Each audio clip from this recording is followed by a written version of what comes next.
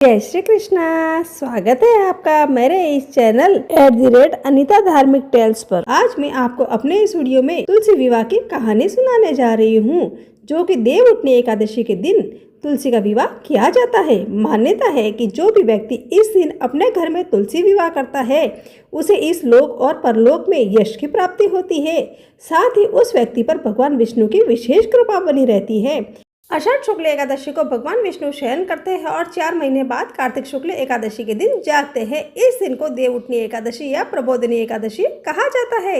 इसी दिन से शुभ कार्यों की पुनः शुरुआत होती है, जैसे विवाह, गृह प्रवेश और यज्ञ आदि। इसी दिन घर घर में तुलसी विवाह किया जाता है। तुलसी माता को सुहागन की तरह सजाया जाता है। लाल चुनरी, चूड़िया, बिंदी और हल्दी कुमकुम से अलंकृत किया जाता है।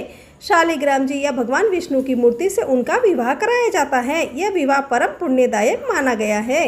देवउठनी एकादशी के पावन दिन भगवान विष्णु 4 महीने के शयन के बाद जागृत होते हैं और इसी दिन तुलसी विवाह का शुभ आयोजित किया जाता है। आज हम जानेंगे क्यों होता है तुलसी का विवाह भगवान विष्णु से और इसके पीछे की दिव्य कथा कौन सी है। देवउठनी एकादशी के दिन तुलसी विवाह की इस कथा का पाठ करने से भी पुण्य की प्राप्ति होती है। आइए सुनते हैं तुलसी विवाह की पौराणिक कथा को। भगवान शिव ने एक बार अपने तेज समुद्र में फेंक दिया था, जिससे महातेजस्वी बालक का जन्म हुआ था। इस बालक का नाम था जलंधर। जलंधर आगे चलकर एक पराक्रमी दैत्य राजा बना। जलंधर बहुत ही राक्षसी प्रवृत्ति का था। जलंधर का विवाह दैत्यराज कालनेमी की कन्या वृंदा से हुआ। एक बार जलंधर ने माता लक्ष्मी को प्राप्त करने की इच्छा से उसने युद्ध किया, लेकिन समुद्र से भी उत्पन्न होने के कारण माता लक्ष्मी ने जलंधर को अपने भाई के रूप में स्वीकार कर लिया। जलंधर ने जब पराजित हो गया तो वह देवी पार्वती को पाने की लालसा से कैलाश पर्वत पर पहुंचा। इसके बाद जलंधर भगवान शिव का रूप धारण कर माता पार्वती के पास पहुंचा, लेकिन माता पार्वती ने अपने योग बल से उसे तुरंत ही पहचान लिया और माता पार्वती वहां से तुरंत ही अंतर्ध्यान हो गई। वहां जलंधर भगवान शिव के साथ ही युद्ध करने लगा। देवी पार्वती ने सारा वृत्तांत भगवान विष्णु को सुनाया।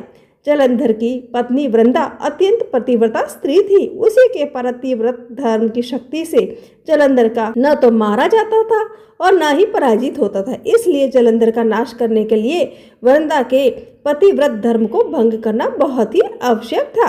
इसके बाद भगवान विष्णु एक ऋषि का रूप धारण करके वन में पहुंचे, जहां वृंदा भ्रमण कर रही थी। भगवान विष्णु के साथ 2 राक्षस भी वहां पहुंचे, जिन्हें देखकर वृंदा भयभीत हो गई। फिर भगवान विष्णु जो ऋषि के रूप में थे उन्हें वृंदा के सामने पल में दोनों को भस्म कर दिया। इसके बाद ऋषि से वृंदा ने कैलाश पर्वत पर महादेव के साथ युद्ध कर रहे अपने पति जलंधर के बारे में पूछा। ऋषि ने अपने माया जाल से 2 वानर प्रकट किए। एक वानर के हाथ में जलंधर का सिर था तो दूसरे के हाथ में धड़। अपने पति की यह दशा देख वृंदा मूर्छित होकर गिर पड़ी। जब वृंदा को होश आया तो उसने अपने पति को जीवित करने की विनती की। इसके बाद भगवान ने अपनी माया से जलंधर का सिर धड़ से जोड़ दिया, लेकिन स्वयं भी वह इसी शरीर में प्रवेश कर गए। वृंदा इसके बारे में नहीं जानती थी। उनके पति के शरीर में कोई और प्रवेश कर गया। जलंधर बने भगवान के साथ वृंदा पतिव्रता का व्यवहार करने लगी, जिससे उसका सतीत्व भंग हो गया। ऐसा होते ही उधर कैलाश पर्वत पर वृंदा का पति जलंधर युद्ध में हार गया। जब वृंदा को पता चला तो उसने क्रोध में आकर भगवान विष्णु को हृदयहीन शिला होने का श्राप दिया। अपने भक्त के श्राप को भगवान विष्णु ने स्वीकार किया और शालिग्राम पत्थर बन गए। सृष्टि के पालनकर्ता के पत्थर बन जाने से ब्रह्मांड में असंतुलन की स्थिति हो गई। यह देखकर सभी देवी देवताओं ने वृंदा से प्रार्थना की कि वह भगवान विष्णु को श्राप मुक्त कर दे। वृंदा ने भगवान विष्णु को श्राप से मुक्त तो कर दिया, लेकिन स्वयं आत्मदाह कर लिया।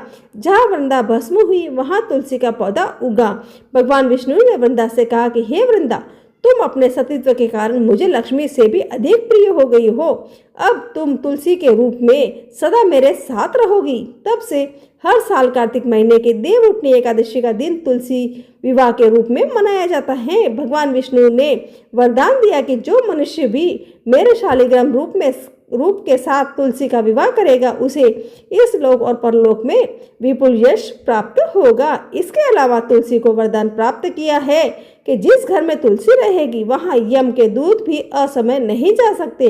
मृत्यु के समय जिसके प्राण मंजरी रहित तुलसी और गंगा जल मुख में रखकर निकल जाते हैं वह पापों से मुक्त होकर वैकुंठ धाम को प्राप्त होता है। जो मनुष्य तुलसी या आंवलों की छाया में अपने पितरों का श्राद्ध करता है उसके पितर भी मोक्ष को प्राप्त होते हैं। इस प्रकार मेरी ये तुलसी की कहानी पूरी हुई। तुलसी माता और भगवान विष्णु का यह विवाह हमें प्रेम, समर्पण और धर्म का संदेश देता है। आप सभी को तुलसी विवाह और देवउठनी एकादशी की हार्दिक शुभकामनाएं। जय श्री हरि, जय माता तुलसी की। अगर आपको मेरा ये वीडियो पसंद आया है तो आप मेरे इस वीडियो को लाइक, शेयर और सब्सक्राइब करना मत भूलें।